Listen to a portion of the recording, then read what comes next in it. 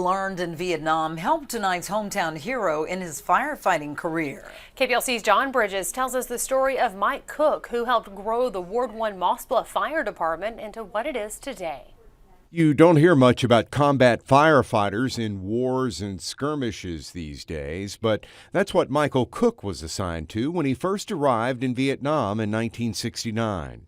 Very dangerous most of the time, very, very hard job, a job that people can't understand. It was, my book tells it, we were not a group that stayed in the fire station. We had other missions. We were also fire people. In other words, we made napalm and we went out on burning missions. I mean, anything we could do to thwart the Viet Cong in particular. Cook came to Southwest Louisiana in the mid-'70s, first serving as fire chief at Olin and PPG. He then became Moss Bluff's first full-time fire chief in the early '80s. Moss Bluff Fire Department pioneered a lot of interesting aspects of the fire service. First of all, we were first to have lady firefighters in the whole state.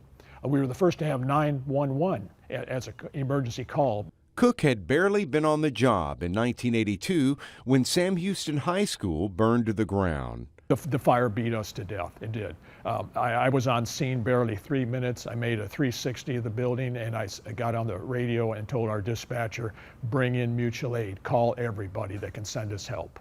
We had help come as far as Jennings. Last year, Cook wrote a book telling of the time he spent in Vietnam. If the door opens, walk through it. It's probably a great opportunity, and don't get discouraged by defeat. Learn the lesson from defeat. I have, and I have continually bettered myself. In Moss Bluff, John Bridges, 7 News. Cook is still an active volunteer with the fire department in North Vernon Parish and continues to serve as a chaplain and a musician. We've got